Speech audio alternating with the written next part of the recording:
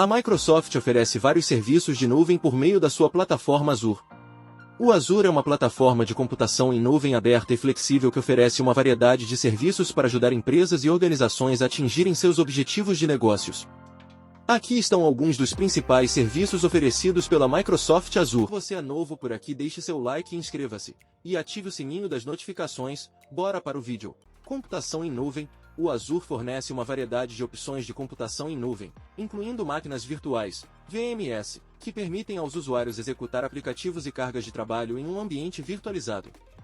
Armazenamento em nuvem. O Azure oferece diversos serviços de armazenamento em nuvem, como o armazenamento de blogs, armazenamento de tabelas e armazenamento de arquivos, para ajudar os usuários a armazenar e gerenciar dados de forma eficiente e escalável.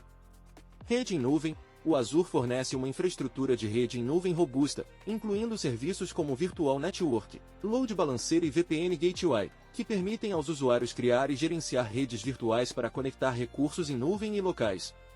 Banco de dados em nuvem. O Azure oferece uma variedade de serviços de banco de dados em nuvem, incluindo SQL Database, Cosmos DB, e Azure Database for MySQL e PostgreSQL, que permitem aos usuários armazenar, gerenciar e analisar dados de forma escalável e segura. Análise em nuvem. O Azure oferece uma variedade de serviços de análise em nuvem, como Azure Synapse Analytics, Azure Data Lake Analytics e Azure Stream Analytics, que permitem aos usuários obter insights valiosos a partir de seus dados. Inteligência Artificial e Machine Learning. O Azure oferece uma variedade de serviços de inteligência artificial e Machine Learning, mililitro, como Azure Cognitive Services e Azure Machine Learning, que permitem aos usuários criar aplicativos com recursos avançados de inteligência artificial e mililitro. Internet das Coisas. IoT. O Azure oferece uma plataforma robusta para desenvolvimento de aplicativos IoT, incluindo serviços como IoT Hub, IoT Central e Azure Série, que permitem aos usuários conectar, monitorar e controlar dispositivos IoT de forma segura e escalável.